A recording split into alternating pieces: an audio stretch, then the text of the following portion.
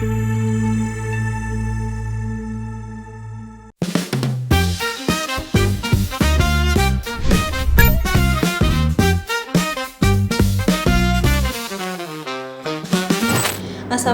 warahmatullahi wabarakatuh. Saya Dr. Erviana Wahyuningsih, dosen tetap program studi Teknik Elektro Universitas Dian Nusantara.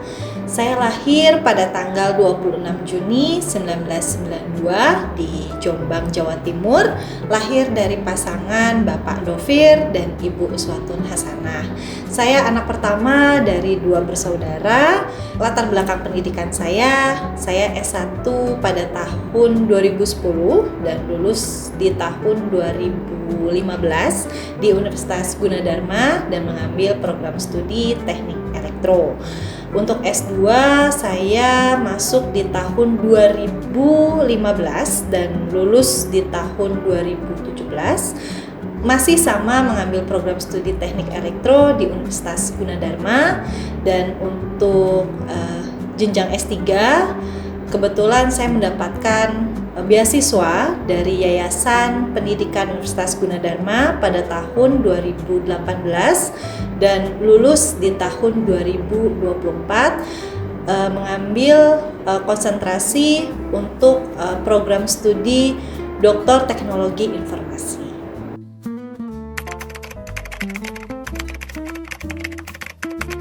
Untuk penelitian yang telah saya lakukan semenjak S1 hingga S3, saya tetap konsisten pada dunia elektro arus lemah.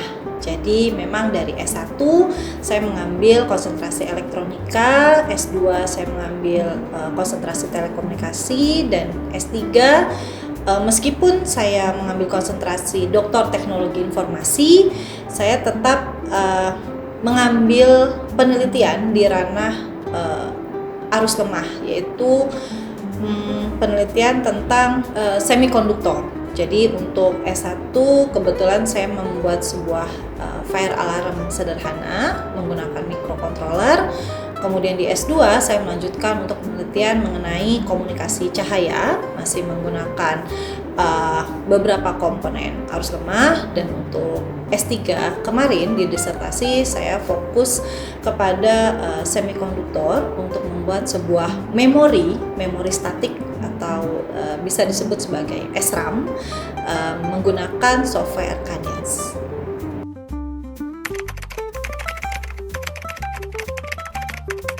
Untuk publikasi yang telah dihasilkan selama saya bergabung di Universitas Dian Nusantara, saya kebetulan bergabung dengan tim penelitian yang ada pada Prodi Teknik Elektro, dan sejauh ini selama 5 tahun terakhir kami sudah menghasilkan dua hibah dikti.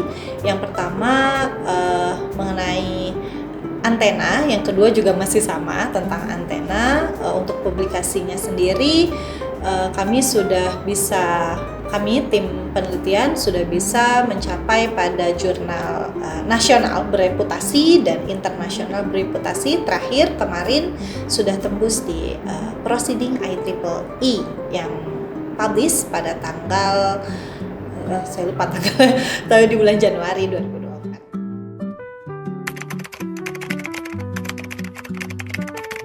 Saya memulai karir sebagai dosen pada tahun 2015 sebenarnya. Jadi pada saat itu saya menjadi asisten dosen di Universitas Gunadarma sampai tahun 2018 saya mulai resmi menjadi dosen, namun masih tidak tetap karena pada saat itu saya masih menjabat sebagai staf Laboratorium Teknik Elektro Universitas Gunadarma. Namun pada tahun 2019 menjadi dosen tetap di Universitas Dian Nusantara. Jadi saya mulai bergabung di Undira ini pada tahun 2019 sampai saat ini ya saya mendapatkan niden di Undira. Dan untuk perjalanan karir saya tidak hanya sebagai dosen, pada tahun 2019 juga saya diangkat sebagai Sekprodi Teknik Elektro sampai tahun 2022.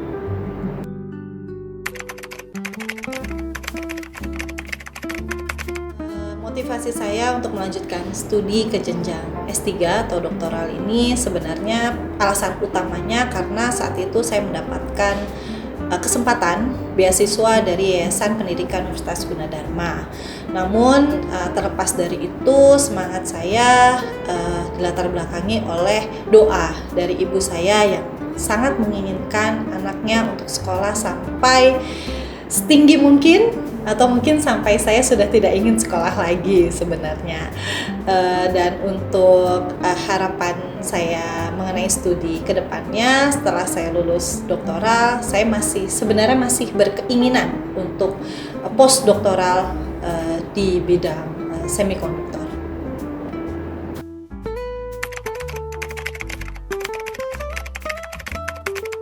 Penelitian disertasi yang saya lakukan, sebenarnya penelitian ini dilatar belakangi oleh penelitian sebelumnya yang dilakukan sekitar tahun 2020 untuk static random access memory. Jadi SRAM ini sendiri sebenarnya memori kecil yang ada pada suatu sistem di mana dia bekerja untuk mendukung kinerja dari RAM atau memori yang besar. Jadi ibaratnya secara bahasa umumnya, misalkan kita ingin mengangkat sebuah beban yang besar, kita tidak perlu mengangkat beban itu benar-benar besar, tapi kita bisa membaginya jadi part-part kecil sehingga dia bisa diangkut sedikit demi sedikit, namun dengan durasi waktu yang lebih cepat, seperti itu. Dan saya membuat penelitian mengenai static RAM ini pada sebuah software yang dinamakan atau yang bernama Cadence Virtuoso. Jadi produk yang saya hasilkan ini masih berbentuk digital, ya, bukan berbentuk fisik, jadi masih bentuk desain. Saya mendesain satu sel saat disertasi kemarin. Saya mendesain untuk satu sel memori. Jadi satu sel ini terdiri dari kurang lebih 14 sampai 16 transistor, di mana di penelitian sebelumnya yang pernah dilakukan di tahun 2020 itu ada yang pernah membuat static RAM ini dengan sekitar 32 transistor. Jadi saya memang mereduksi dengan teknik yang bernama Modified Gate Diffusion Input dengan teknik MGD ini untuk mengurangi jumlah transistor, namun tidak mengurangi keandalan dari sistem tersebut. Jadi sistem ini tetap berjalan dengan baik, tetap berjalan powerful, namun dengan jumlah transistor yang lebih sedikit.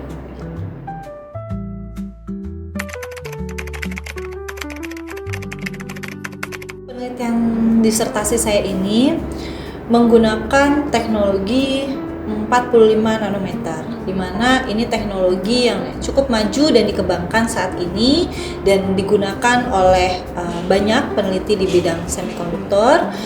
Kesulitan dari 45 nanometer ini adalah sulit untuk menyesuaikan lebar dan panjang dari satu transistor itu sendiri gitu. Jadi memang menyesuaikan transistor dengan teknik reduksi tadi untuk mengurangi jumlahnya, kemudian tapi tetap mempertahankan dari kinerja atau kerja dari static RAM ini untuk tetap stabil, itu jujur sangat sulit karena harus mengatur komposisi yang tepat antara panjang dan lebar dari transistor itu sendiri. Dan tantangan di luar dari komponen yang saya gunakan saat disertasi yaitu software itu sendiri, karena Cadence ini dia harus menggunakan server sendiri untuk kita bisa akses, dan ya terkadang ada kendala, misalnya server kampus ya untuk penelitian itu sedang tidak stabil, jadi sedikit menunda dari penelitian yang saya lakukan gitu, durasi waktunya gitu. Dan untuk tantangan lainnya ya pastinya karena studi saya cukup lama, tantangan untuk mengutamakan atau memprioritaskan pekerjaan atau studi itu yang sangat-sangat berat begitu. Dan alhamdulillahnya saya memutuskan untuk fokus studi dan meninggalkan beberapa pekerjaan selama menyelesaikan disertasi.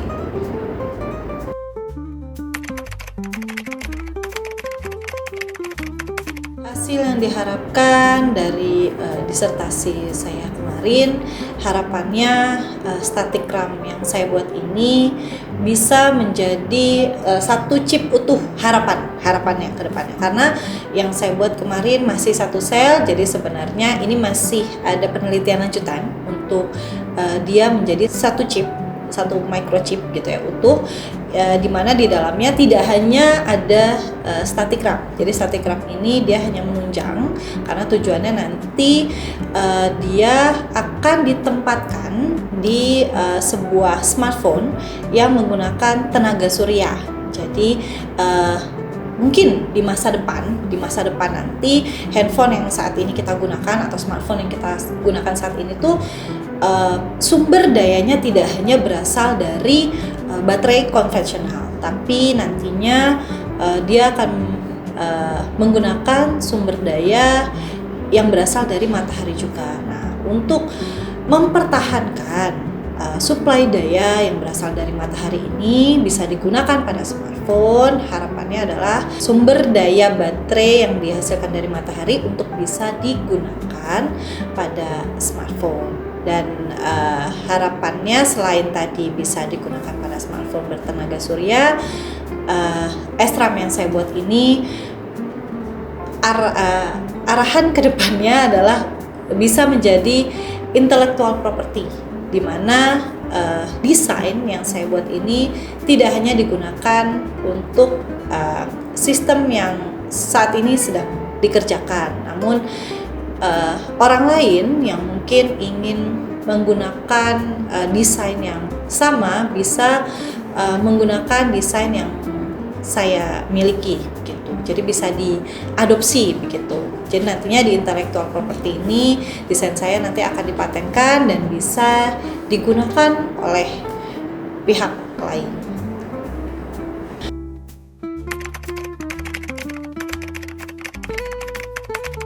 Penelitian disertasi yang saya lakukan ini mengenai sebuah statikram atau static random access memory, di mana nantinya SRAM ini akan ditempatkan pada sebuah smartphone yang menggunakan tenaga surya. Jadi di masa depan kita tidak hanya menggunakan baterai konvensional sebagai sumber daya utama, namun kita juga bisa menggunakan sumber daya yang berasal dari matahari. Peran dari SRAM ini sendiri sebenarnya untuk mendukung kerja dari MPPT dengan sebuah power management unit yang ada di dalam smartphone. Jadi energi yang diserap dari solar cell atau solar panel yang nanti akan ditanam di smartphone, energinya akan dicatat gitu. Berapapun nilainya akan dicatat pada MPPT, sehingga nantinya MPPT akan memberikan nilai daya yang maksimum yang dapat diteruskan atau disimpan atau diolah lagi, disalurkan pada sebuah power management unit. Dan SRAM ini yang akan membantu MPPT untuk bisa disimpan datanya sementara dan diteruskan ke PMU untuk kemudian PMU akan memutuskan apakah daya yang didapatkan dari solar cell ini akan disimpan ke baterai atau langsung disalurkan ke sistem lainnya yang ada pada smartphone. Jadi memang SRAM ini ada di dalam sebuah smart processor nantinya untuk membantu komunikasi antara MPPT dan PMU pada smartphone bertenaga surya.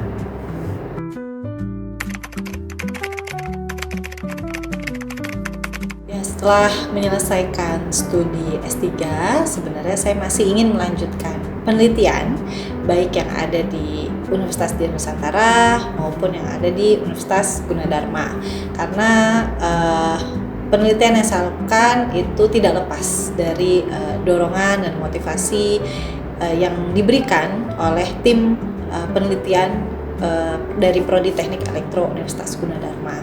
Jadi saya masih ingin tergabung dengan tim penelitian yang ada di sana, melanjutkan penelitian yang saya lakukan, karena sebelumnya saya masih hanya menghasilkan 1 sel SRAM, untuk kemudian saya akan buat utuh secara satu statikram yang utuh, tidak hanya 1 sel, dan itu mungkin akan dilaksanakan di Universitas Gunadarma gitu, menggunakan software yang telah disediakan di sana.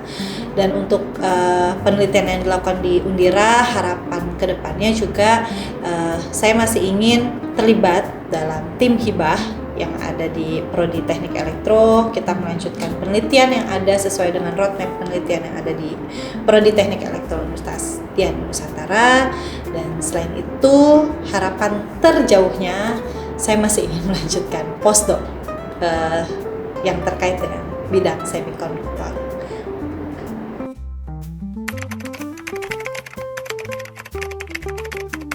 Untuk seluruh teman-teman yang sedang menempuh studi S3, dari saya semangat menyelesaikan. Memang tidak mudah, namun teman-teman memang harus mulai memprioritaskan disertasinya. Jadi kalau memang harus meninggalkan sejenak pekerjaan, mungkin itu salah satu tips dari saya untuk sedikit menggeser pekerjaannya untuk tidak terlalu full, namun kita fokus untuk mengerjakan disertasi tersebut, karena memang disertasi ini tidak bisa disambi-sambi. Jadi memang kita harus full masuk ke dalamnya secara utuh. Demikian yang dapat saya sampaikan. Semoga dapat bermanfaat bagi kawan Undira sekalian. Terima kasih. Wassalamualaikum warahmatullahi wabarakatuh.